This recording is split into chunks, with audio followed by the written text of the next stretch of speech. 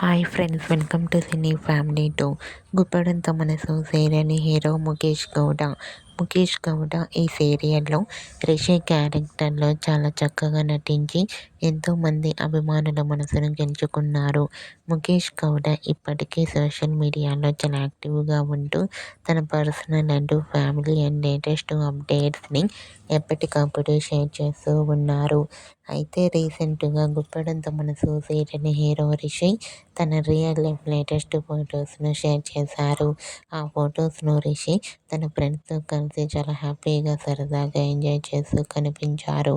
ఆ ఫోటో చూసిన వారంతా హ్యాండ్సమ్ అండ్ స్టైలిష్ హీరో అంటూ కామెంట్ చేస్తున్నారు.